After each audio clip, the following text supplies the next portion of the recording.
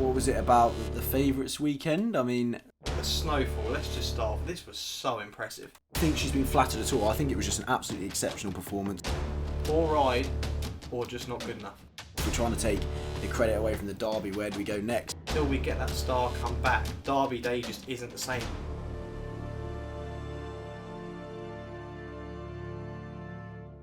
Hello and welcome to the Next Gen Racing YouTube channel for our feature video this week, which is going to be a review of the Oaks and Derby. And as always, I'm joined by Jack in the studio. Jack, did you have a good weekend? Lovely weekend. Brilliant racing. And yeah, nice. Exactly, the weather was out, the sun was out, and it was absolutely lovely. And we're going to start off by looking at the Oaks, which was won by Snowfall, who was the 11-2 winner of that 16-length winner of the Oaks. It was just spectacular. Mystery Angel was second, and Divinely was third. Now, Jack, there were a couple of disappointments in the race, and obviously the ground didn't help that, but Snowfall, let's just start off. This was so impressive. It was just ridiculous, wasn't it? I mean, it was 16 lengths. You looked at Frankie as he was there and all his might. It was just, I mean, I'd hate to be Jamie Spencer, because if there's Alcatraz, then there's that. I mean, Frankie must have been out of it after that. But yeah, I mean, from a time perspective, it was quite a tactical encounter, wasn't it? A lot more so than the Derby.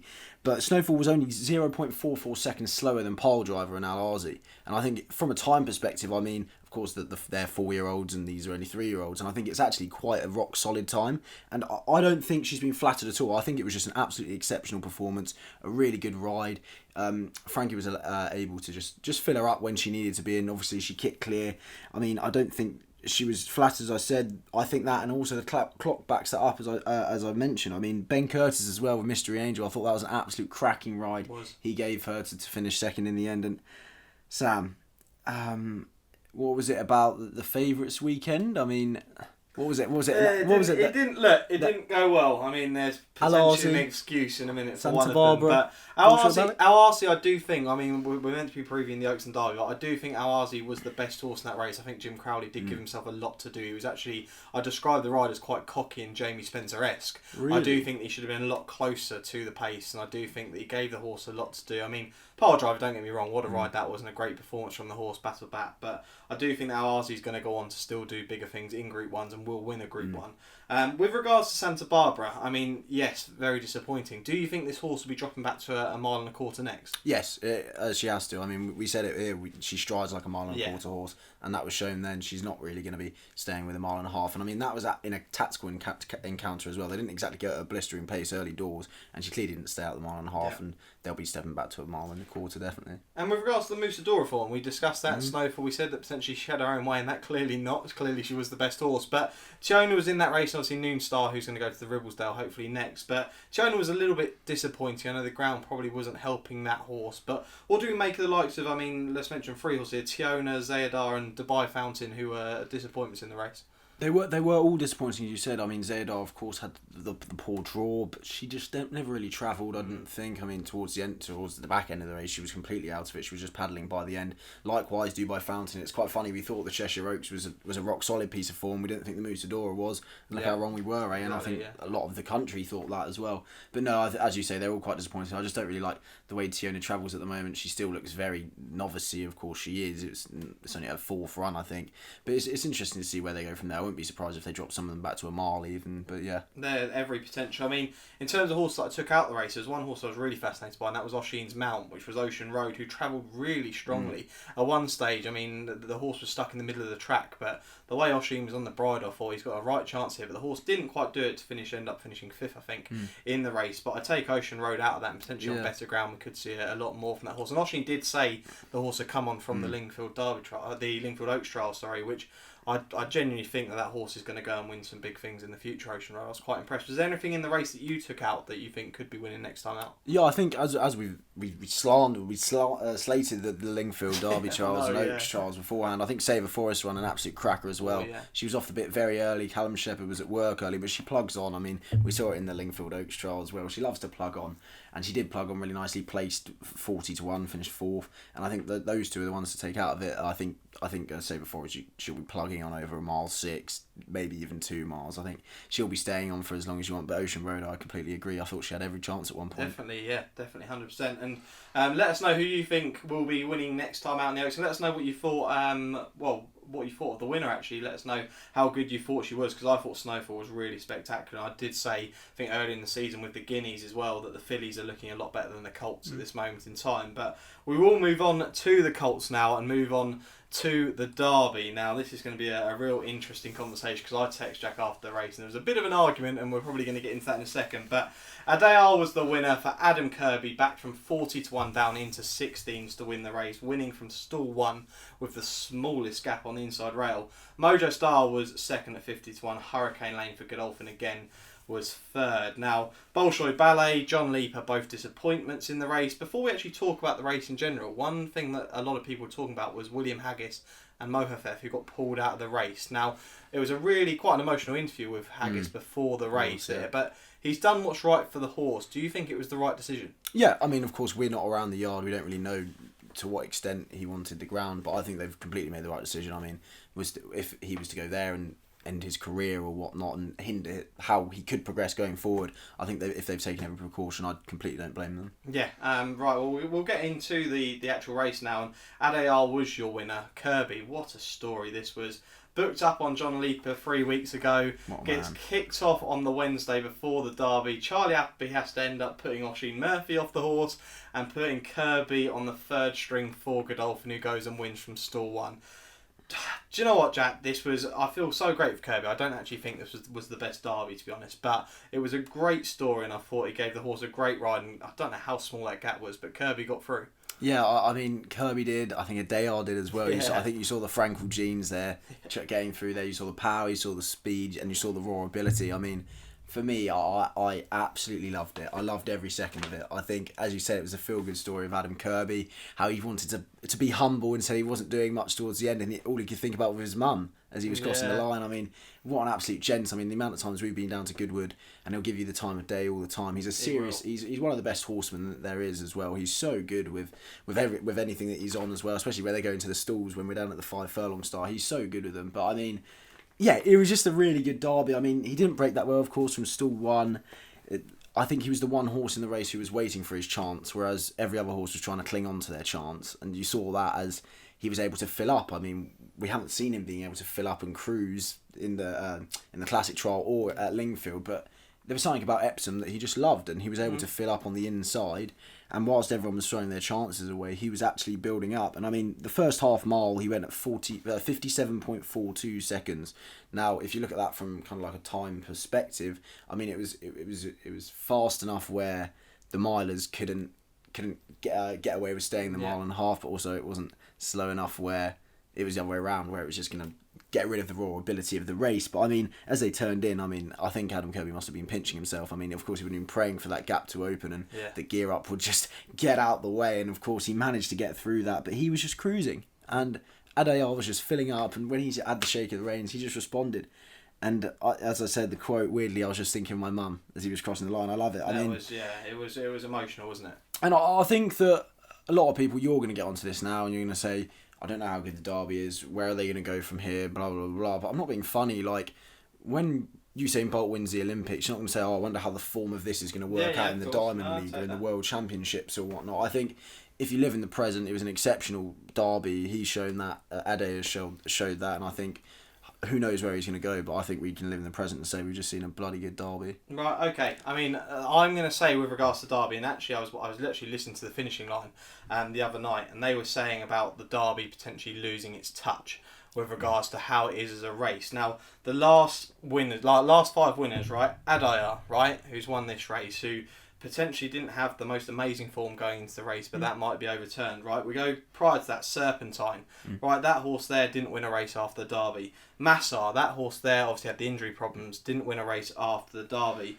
Wings of Eagles, that horse there we didn't even see after the Derby. Like, this is, I don't know whether the Derby's as big as it used to be. You know, Derby Day actually used to be on a Wednesday, the first Wednesday in June, a bit like the Melbourne Cup is out in Australia. That's on the first Tuesday in June. And what it does is it brings people together. Like, people would always book that day off at the start of the year, and it would become that really big special day. People get onto the Downs for free, and it was an amazing feeling. Now it just feels like a Group 1 on a Saturday. It doesn't feel like Derby Day as much as it used to do. The last Derby win, I mean, Harzand was obviously a good Derby winner. That horse went to win an Irish Derby. But the last impressive Derby winner that I can think of was in 2015, and that was Golden Horn.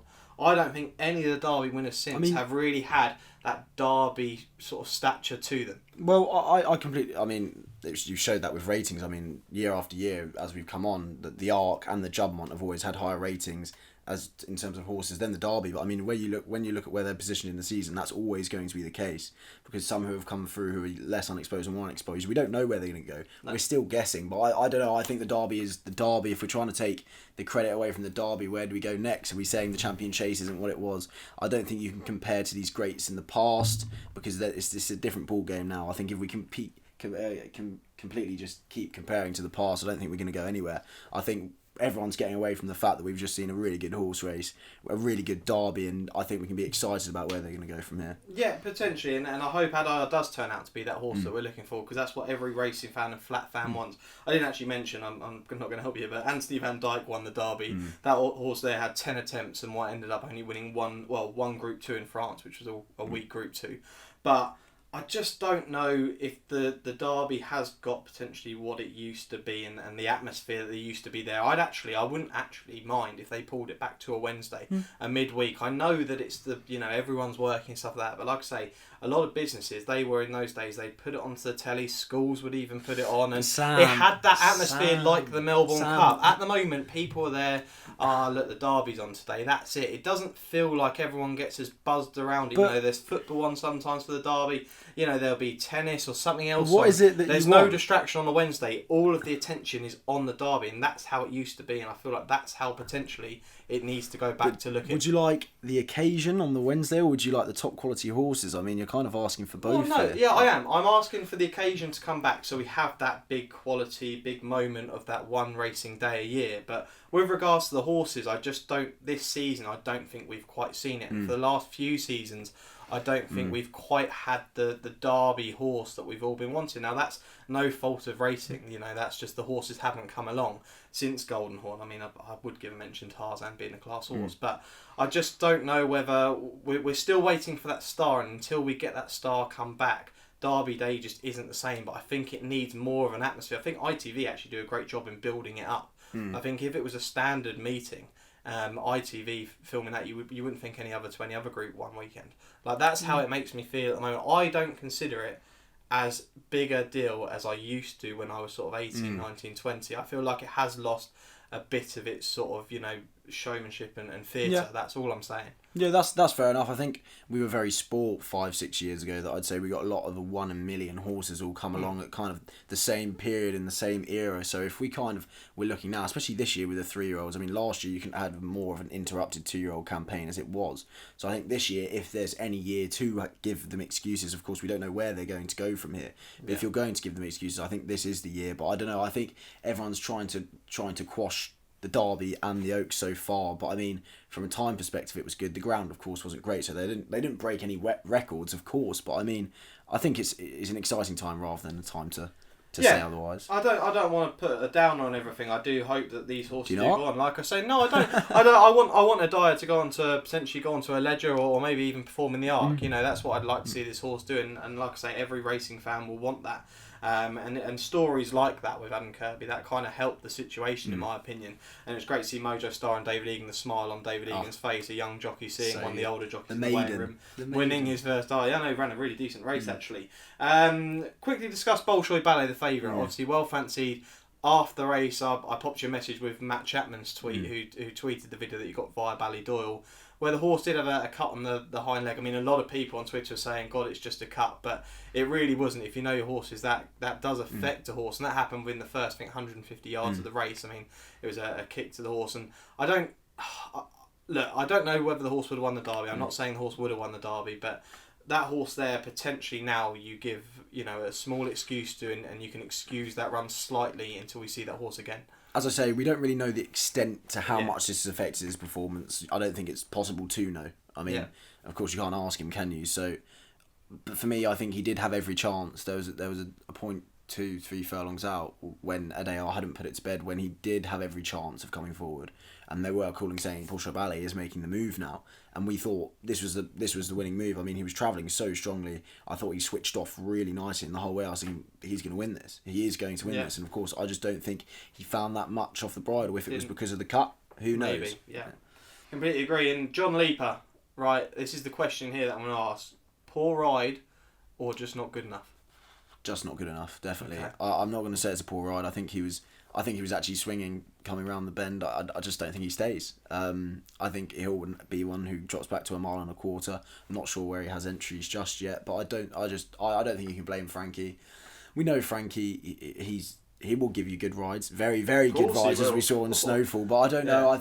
I don't think it's, especially when you look at a race like the Derby. I don't think we can be blaming jockeys, because I don't think he really did that much wrong personally. Mm-hmm. Yeah, I mean, the horse was heavily held up. I mean, right out the back, the horse was going to need that. We knew the horse was needing that sort of ride. I just don't. The horse sort of was rocking all over the show, and I wasn't 100% sure whether he's a right horse over a mile 4, and I think a mile 2, potentially the Eclipse or something along those lines, or a Judgment would be ideal for this. Don't horse. know if he's good enough for that. We'd have to wait and see. Yeah. They might give the horse another go in a Group 1 race and see how this horse gets along. Hurricane Lane, I thought was very impressive. Actually, looked like he could have gone and won it at one stage. I thought the way he was travelling, he looked like a really decent horse.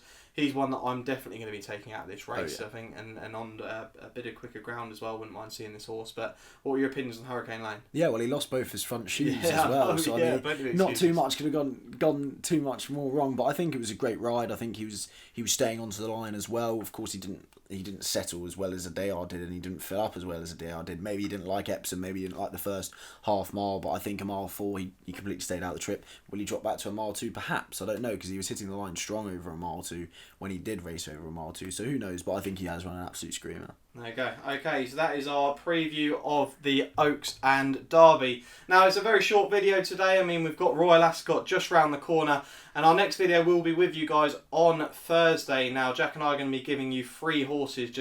We're around the corner from Ascot. We're going to give you 3 horses we're looking forward to seeing during that week. But we are going to have our Royal Ascot preview out with you guys.